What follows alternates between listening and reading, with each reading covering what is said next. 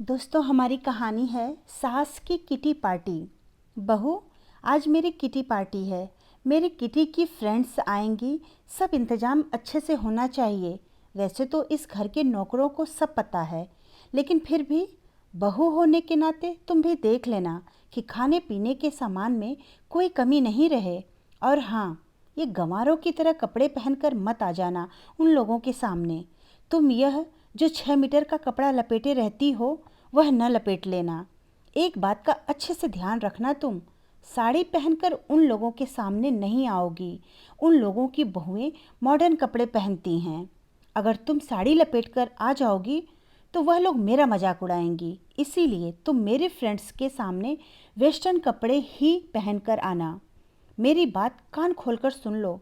उन लोगों के सामने ऐसा कोई काम न करना जिससे उन लोगों को यह पता चले कि तुम एक गंवार हो।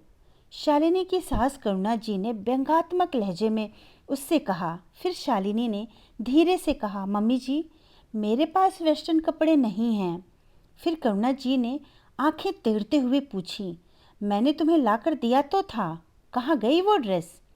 शालिनी नजरें झुकाए डरती हुई बोली, मम्मी जी, मैंने वह सभी कपड़े नेहा दीदी को दे दिए क्योंकि मुझे वह कपड़े पहनने में अच्छे नहीं लग रहे थे। ओह माय गॉड, गंवारपना की भी हद होती है। अब तो समय भी नहीं है कि मैं मार्केट जाकर तुम्हारे लिए कपड़े लेकर आऊं। ओह गॉड, मैंने ऐसा क्या पाप किया था कि मुझे ऐसी गंवार बहू मिली। मेरे तो पढ़े लिखे अमित का जीवन ही बर्बाद हो गया।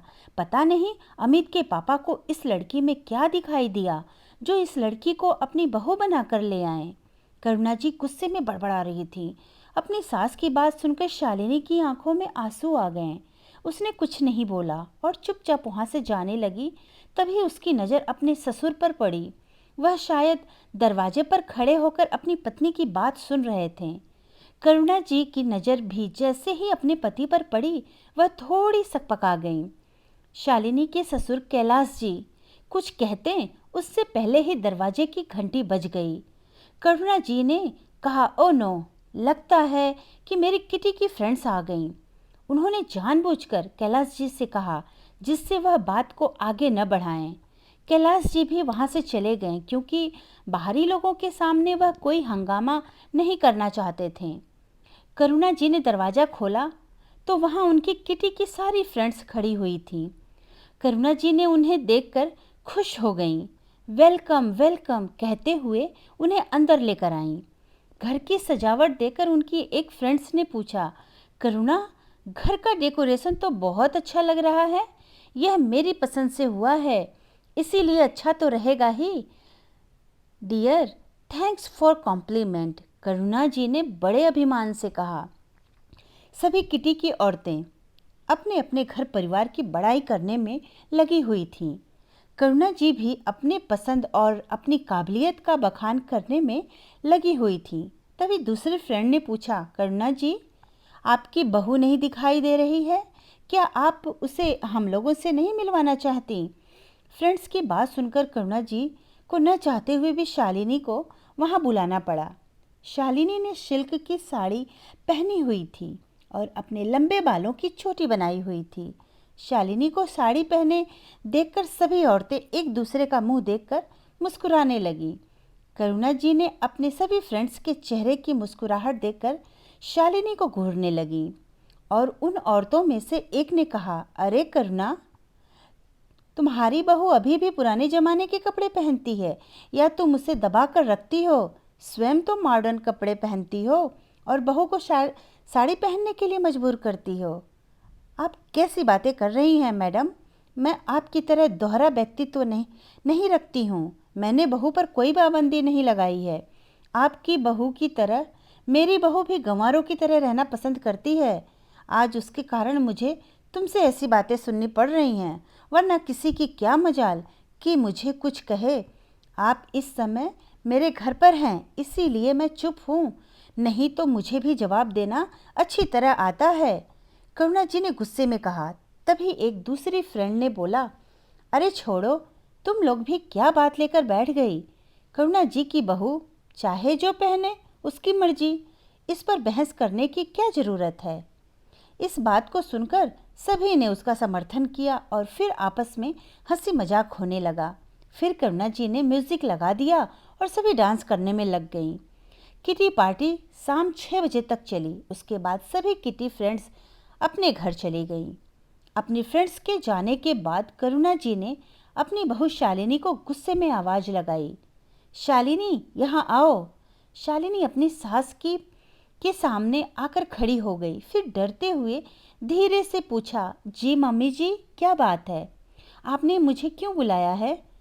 तुमने कसम खा ली है क्या कि मेरी लोगों के सामने बेइज्जती करवाती रहोगी? करुणा जी ने गुस्से में दांत पीसते हुए पूछा, मम्मी जी, आप कैसी बात कर रही हैं? मैंने आपकी बेइज्जती कहाँ की है? मैंने तो आपकी सहेलियों के सामने कुछ कहा भी नहीं। फिर आप ऐसे क्यों कह रही हैं? शालिनी ने धीरे से डरते हुए पूछा, इतनी भोली बनने की ज़रूरत नहीं है। तुम्हारे पहनावे को देखकर मेरी किटी फ्रेंड्स ने मेरा कितना मजाक उड़ाया, तुम्हें पता भी है, और तुम कह रही हो कि तुमने कुछ किया ही नहीं। मम्मी जी, साड़ी पहनने से आपकी बेइज्जती हुई, यह बात मेरी समझ में नहीं आई। मुझे साड़ी पहनना पसंद है। मैं अपनी भारतीय संस्कृति को पसंद करती हूँ। मुझे वेस्टर्न कल्चर का पहनावा नहीं पसंद है। तुम्हारी इतनी हिम्मत कि तुम मम्मी से जबान लड़ा रही हो? उसके पति अमित ने घर में अंदर आते हुए कहा, मैंने तो ऐसा कुछ नहीं कहा। मैं तो मम्मी जी से इतना ही कह रही थी कि शालिनी की बात काटते हुए अमित ने कहा, चुप करो। वैसे तो बहुत संस्कारी बनती हो और जबकि बड़ों को जवाब देती हो, तो तुम्हारा संस्कार कहाँ चला जाता है? अमित की बात सुनकर शालिनी की आंखों में आंसू आ गए। शालिनी के आंसू देखकर करुणा जी ने कहा, फिर हो गया इसका तिरिया चरित्र। तुम माँ बेटे हमेशा शालिनी का अपमान क्यों करते रहते हो? मैंने तुम लोगों को कितनी बार समझाया है कि अपनी हरकतों से बाज आ जाओ, वरना मुझे बुरा कोई नहीं होगा, पर मुझसे बुरा कोई नहीं होगा। शालिनी गंवार नहीं है, पढ़े लिखे गंवार तो तुम दोनों हो। मैंने जानबूझकर शालिनी को अपनी बहू बनाया है, जिससे मेरी आने वाली पीढ़ियों को भारतीय सभ्यता, संस्कृति और संस्कारों का ज्ञान हो सके। तुम दोनों ने तो अपनी संस्कृति को ताक पर रख दिया है। तुम दोनों खुद गलत हो और गलत शालिनी को ठहरा रहे हो। आज के बाद अगर तुम दोनों ने शालिनी का अपमान किया तो मुझसे बुरा कोई नहीं होगा। कैलाश जी ने गुस्से में कहा और वहाँ से चले गए। अमित और उसकी माँ दोनों ने जलती निगाहों से शालिनी को देखा और वहाँ से चले गए। शालिनी आंखों में आंसू लेकर वहीं खड़ी रही।